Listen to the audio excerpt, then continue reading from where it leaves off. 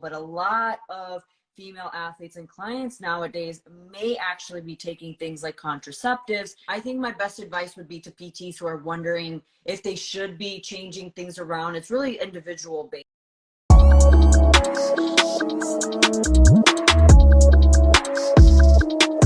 Hello everyone, welcome back to our Coach's Corner. Maria Briova here, Clean Health Master Coach. And today we're going to be talking about the menstrual cycle.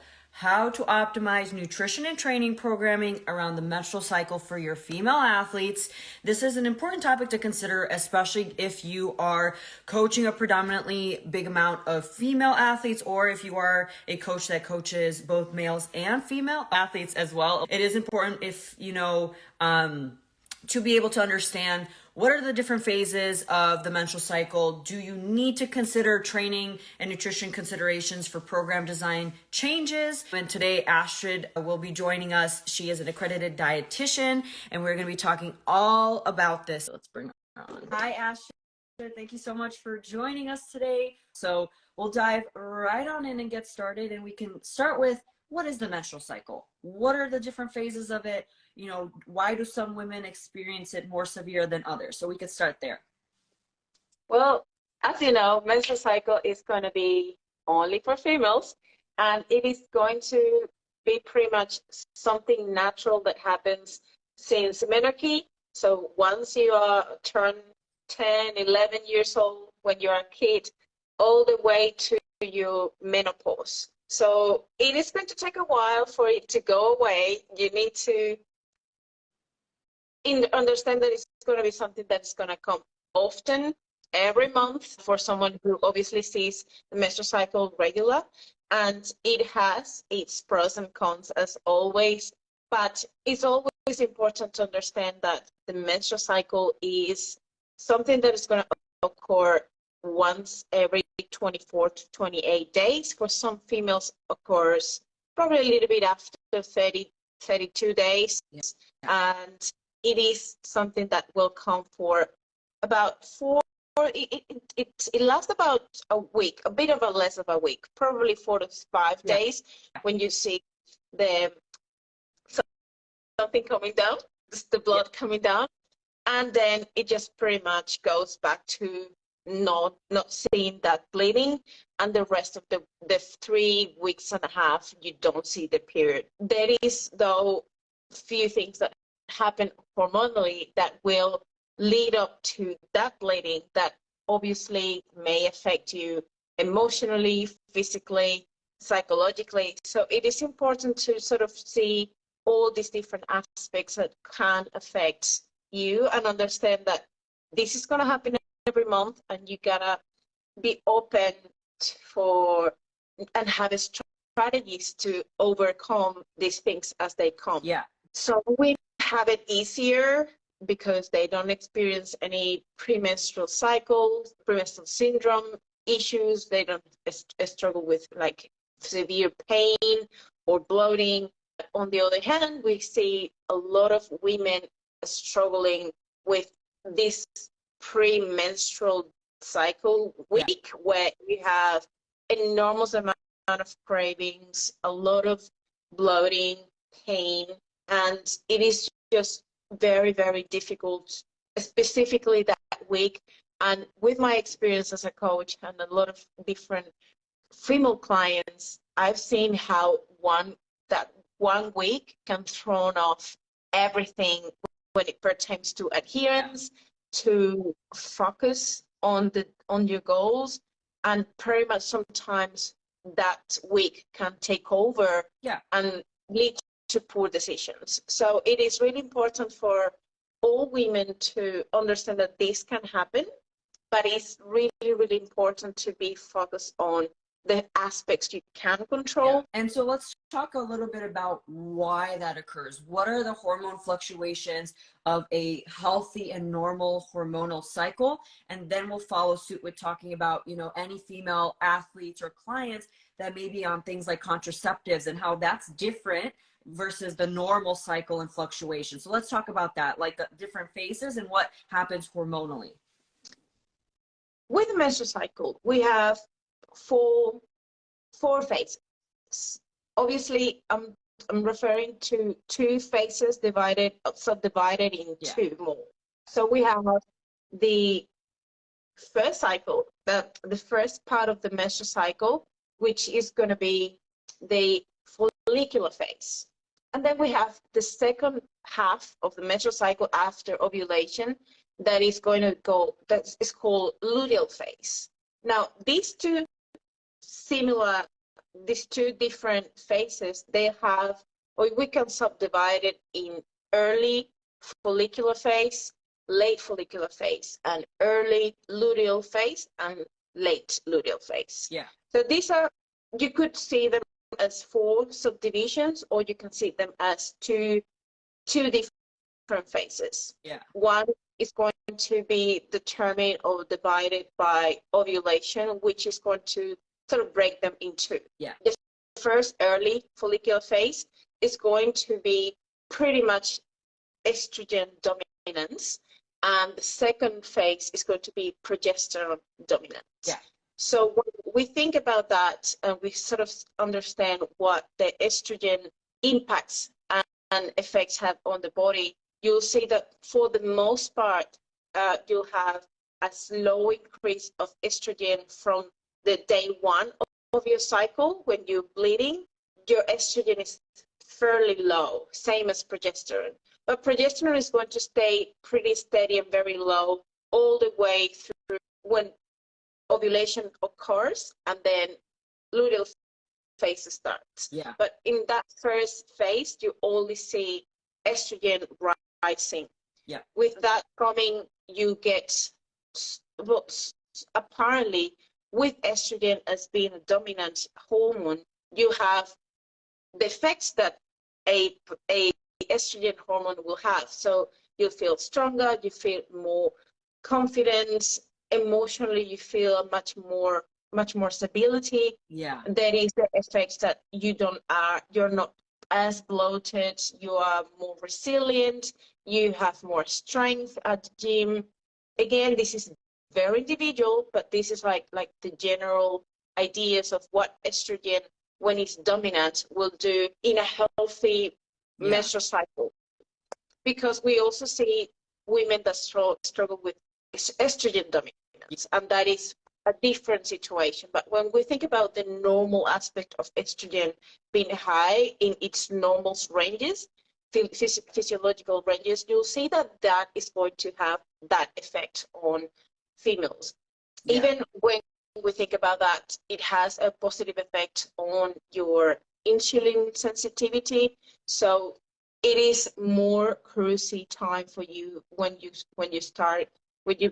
sort of think about starting a diet phase, and cravings are much manageable in that first 2 weeks of your cycle. When we think about the second phase, which is the luteal phase, we will see that estrogen sort of stays high, but progesterone also stays high and goes higher than estrogen. So when that happens, obviously we start experiencing a little bit of a battle between these two hormones, and there is a different effect on your physiology. So you'll have, especially in the early luteal phase, you don't see as much symptoms as what you have experienced in the previous weeks. Yeah. Or early and late follicular phase. But you'll eventually, as you get closer to that last 4th week or late luteal phase, that's what people associate a lot with that PMS or premenstrual, where you are more likely to experience that appetite increase, your basal temperature increases as well, which is no doubt why you're probably a bit hungrier, and your overall energy expenditure without you trying goes slightly higher for about 150 to 200 calories at the end of the day. Yeah. So even when you think about that, your appetite may go up, but also and again, this is very individual, but your tolerance to heavy exercise, a lot of intensity, is more likely to be lower. So there is a bit of an extra challenge there as well. Yeah. So again, all of these things come with these called pros and cons, but they, at the end of the day, are very, very individual for the person who experiences it. Right. And that's just the general of, the fluctuation of your hormones when you are naturally experiencing your cycle. But a lot of female athletes and clients nowadays may actually be taking things like contraceptives, which are going to shift your hormones and makes it a little bit more challenging, and it's different. So can you talk about the difference between the normal hormonal cycle and if someone is on something like a birth control? And I know there's so many out there, so they have different effects, but in general, what a birth control do to that menstrual cycle?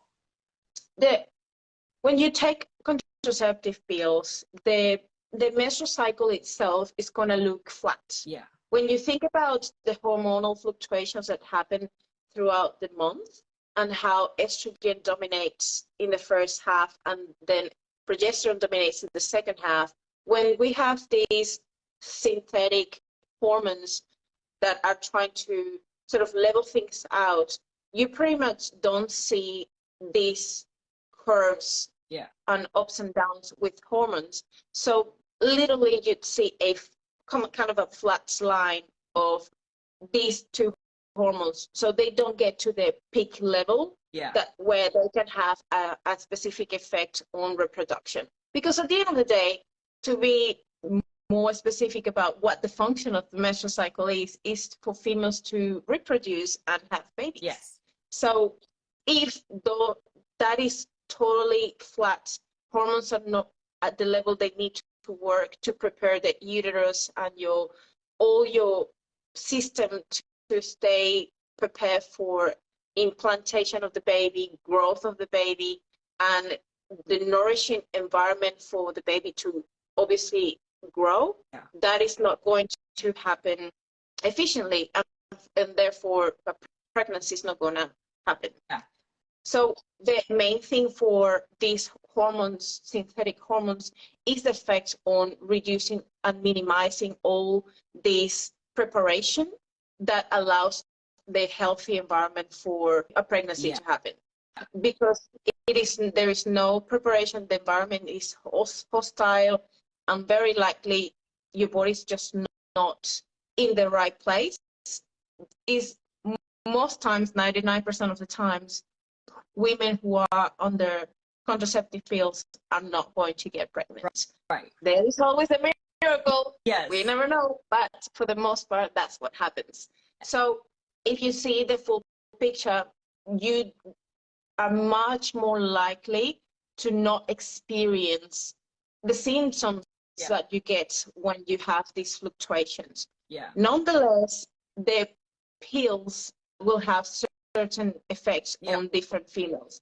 I've seen with different females that take some of the synthetic hormones are more like progesterone dominant or type thing, and other ones are estrogen dominant type thing. They will have a effect of like you probably are more craving or you just retain more water. It is going to vary from person to person, but we have seen over the years that the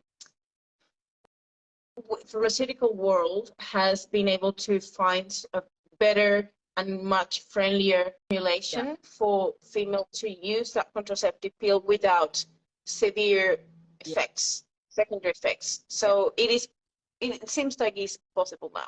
Yeah, and it's important to, and I always say this too, I do this with all of my onboarding for clients, is that's one of the first questions I ask when I onboard a female athlete is, are you taking a contraceptive pill? Because the reason I ask that is for several things, right? To understand what their menstrual cycle is going to look like. What is their month going to look like? Because if you're experiencing a natural and organic menstrual cycle, I am going to expect that client to have those fluctuations in weeks where they're challenged with compliance because of hunger, in weeks where their strength may not be as optimal, and in peaks, right? And the most part, even for my own evidence from with my own clients, I've noticed that my female athletes that take contraceptives are, since it is flatlined, don't necessarily experience that, where they think they do, but in the reality of it, due to the flatline of the hormones, it's not actually happening. And one of the common questions we get from coaches is, do we need to do things when it comes to training and nutrition program design to tailor it to the menstrual cycle? So should there be something different that happens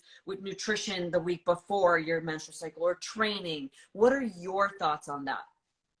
Based on the evidence so far, it is something that comes back down to the individual. Yeah. We do know that the first part of the menstrual cycle is likely to get our girls or females to have much better resilience, be more stronger, feeling more confident in the gym, have a much better performance overall when it comes to strength and even endurance. But it has its fluctuations, and it really depends on you and how you manage and you perceive, as well as how you overall receive the symptoms of your menstrual cycle. Me personally, when I talk to my clients about my experience with my own menstrual cycle, I tend to feel not as craving in the lead up to the menstrual cycle, but I get my one day without knowing that is the day that my cycle is going to come. Yeah. That night before, I am desperate for carbohydrates. Yeah. And it is something that I'm not automatically thinking about, but it is like when you reflect on that, you feel like, oh, something is coming. And then it actually happens. So you see the pattern once you sort of have a better self-awareness of how things happen and why happen. Yeah. Then during the menstrual cycle, I have definitely seen and felt how good my strength goes, even on the days that I'm like in the worst bleed, is the days that I actually feel really, really good, strength-wise. I'm not saying that like physically I don't feel like shit or like I feel bloated, but when I just go and lift those bars, I am stronger. Yes. No. It doesn't mean that if you do proper recovery and you have a proper distribution of volume throughout the entire month, and you do your diligence to do the right thing, manage the intensity throughout the month, you can still perform really well in the fourth week of your cycle, same as day one. Because it is not just about your hormones, it's about how you manage the full picture. You gotta rest, you gotta eat properly, you gotta sleep, manage your stress, and also consider, if that goes on or plays into consideration, how your hormones are going to impact your adherence in that situation. But it's more than that. It goes well beyond than that. And if you only focus on the hormones but don't pay attention to the rest, it is probably not going to have any effect. Yeah. I think my best advice would be to PTs who are wondering if they should be changing things around. It's really individual based. Like, see how your client is responding to begin with. And I do also, and I am a believer in this because I've seen myself do this as well, and I catch it with some of my clients when they're knowing that like they're entering that week before or that week of their period, they start getting in that mindset, oh, the cravings, and they're just, oh, I'm going to be weak. I'm going to feel weak next week. You know, I'm going to, you know, they're already setting themselves up for something that they don't even know they're going to experience. And do you know any evidence of that? Have you seen that with your own athletes where you get into a mindset of, you know, oh, you know, it's period week, you know, cravings and all of that. So I gotta, you know, just gonna let it slide. Do you ever see that with your own athletes? And how do you navigate that mindset shift of, especially because it happens every month, right? We need to be prepared to tackle it every month. More than often, with all, or at least 99% of my clients will have this mindset that on that menstrual cycle week, everything it goes out of the window. Yeah. Cravings, stress, psychologically, they feel like shit. They are more obsessed with the scale because it goes up and down. And I have clients that they have avoided to weigh themselves or do check-ins on that week because they don't feel good enough, or they feel like, no, my weight is all the way to where I don't want to see it. Yeah. And it is training them mentally to overcome that particular fear. Hey, this is going to happen for a long time, Yeah. a few years from now, you need to still try to overcome this because this is going to happen. The worst thing that can happen, and you know it's not fat coming up when you weigh in on or you put on your body on the scale, is to see an increase of it. But you will understand if you do it consistently that it is just a trend that is going to be happening on that particular week because of all these things that we have already spoken about and how the particular effect of these hormones are going to increase that water retention very temporarily, and then that goes down. Another thing that I find interesting that we have not spoken or discussed about is the ovulation day, or that range of between the 12th and the 16th day of your cycle. Many women may or may not experience very similar symptoms that you experience prior to your menstrual cycle. That horrible bloating, retention around your upper or lower limbs of water, you just feel yucky. And that doesn't happen to everyone. I do experience those sort of symptoms that it's my week day 13th or 14th, and I am cravey, I am bloated, and my legs like swell up like this. So this is very, very normal. And maybe we don't understand when we weigh on the scale, we're looking at the trends and what's happening with the scale. That is another tricky period that we can take into consideration. I had conversations with one of my clients, and we kind of like, oh, I'm very bloated. I think I'm ovulating. Like, yeah, I'm too. Like, I understand what you're going through. So it is interesting to see that ovulation can have similar symptoms that the lead up to your day one of your cycle. Yeah, and overall, just with, weight fluctuations in general, that's why, if you're going to have your clients weigh themselves, have them weigh themselves I'm a believer, if you're going to have your clients weigh themselves, have them weigh themselves almost every single day so you can get the most accurate weekly average. If not, they're going to hop on that scale, they'll see the spike, and then get in their head about everything. Oh, the plan's not working. Oh, it's up 2-3 pounds. I need to go back down with calories or add some cardio. And I think it's that reactiveness of responding to that number. And that really comes down to the core of the association of feelings with the weight on the scale.